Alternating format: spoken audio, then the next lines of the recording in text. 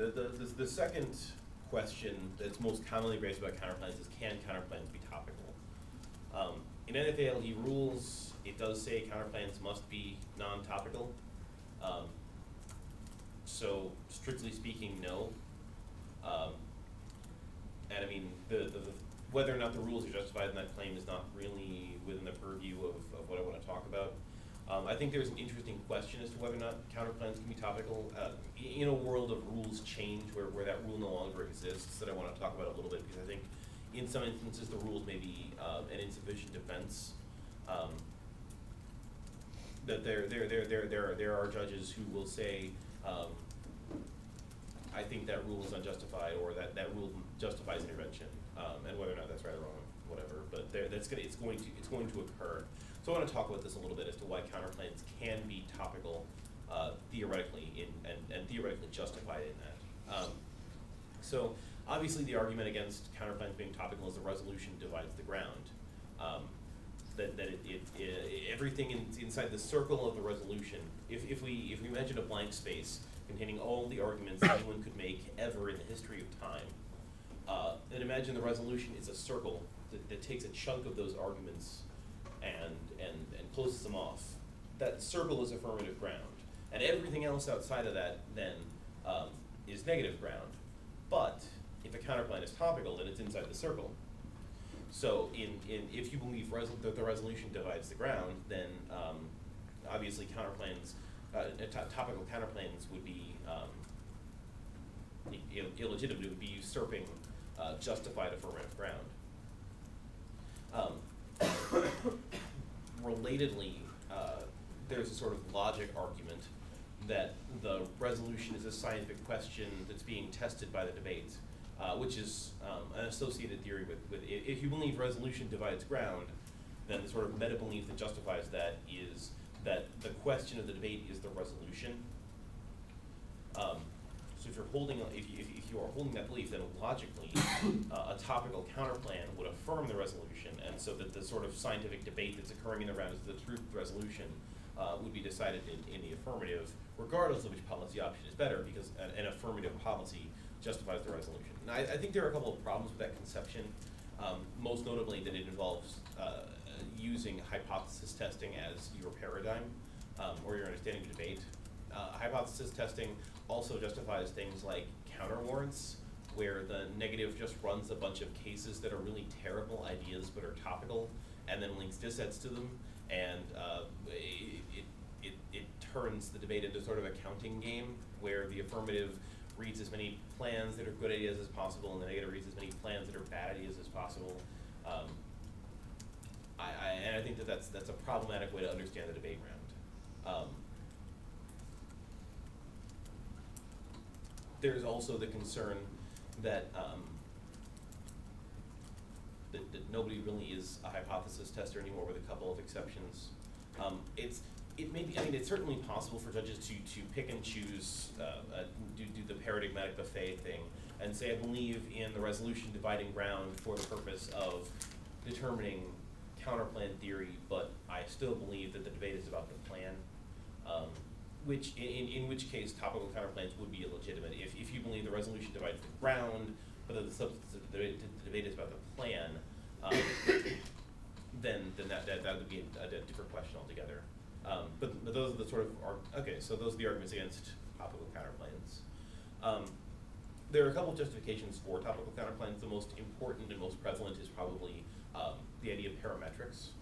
That if the resolution is this circle of arguments, I don't have to defend all of this ground. I can pick one component of this ground to defend, and that's generally how affirmatives operate, right? That you're not held accountable for dissets linked to other topical cases. So if you're not defending that ground, then you've kind of given up your right to it. That the affirmative has forfeited everything, all the ground in the universe except for the one proposition they've chosen to defend, and the arguments they've chosen to employ to defend that. That they've reduced their ground down to just that point. And in plan-centered debate, that's how it operates. The question becomes one of whether or not the affirmative is a good idea, and the resolution is only used to check against the affirmative placing that speck of ground anywhere in the universe of arguments to ensure a fair research burden and to check against affirmatives doing weird things with fiat. So in the context of reciprocity, in the context of parametrics, if you've chosen your ground, you have forfeited all the other ground outside of that. So there's like the question of a topical counterplan is a material. Does that make sense? Okay. Yeah. So then parametrics says that that when you enter the round and you've made a plan, then the resolution is no longer relevant and it's a plan focus, right?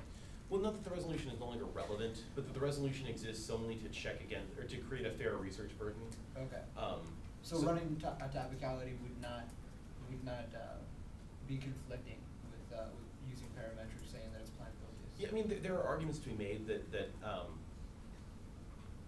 if especially if you're using induction voters in topicality, that you're probably in trouble.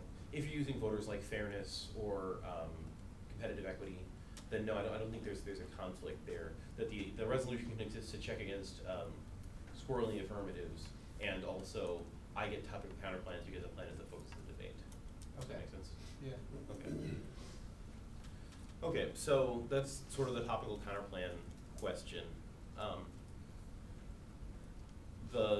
And I should note that this is one of the few communities where those arguments are still being made with success.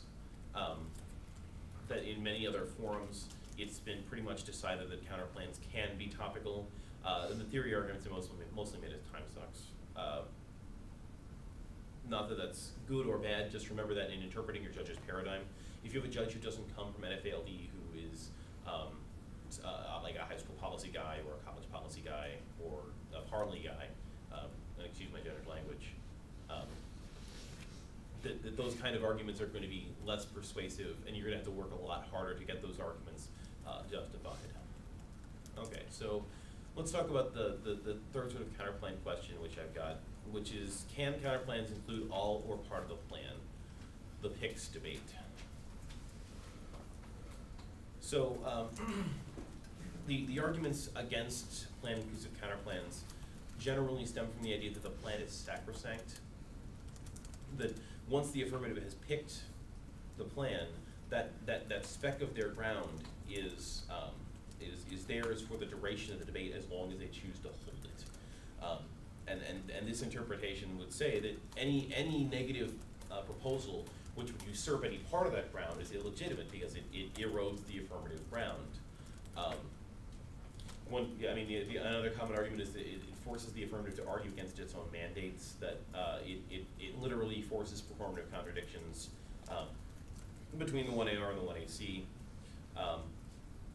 and that it encourages lazy plan writing because affirmatives who don't wish to have part of their plan excluded will just write their plans in such a way that there are fewer parts, sort of consolidate their plan text out into one lumpy glob to make it more difficult to isolate one slice of that plan text to exclude or to modify in some way.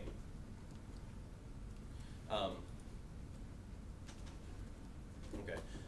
On the flip side of this, there's the idea that the affirmatives are responsible not just, I guess, the affirmative has to defend every part of that ground, and if the negative can slice away a part of that ground, then the affirmative has failed in its duty to defend the whole of the ground, and so the affirmative is responsible for defending the entirety of plan, which is the primary theoretical justification for plan-inclusive counterplan. The other idea is that it encourages, or that it sort of forces debate about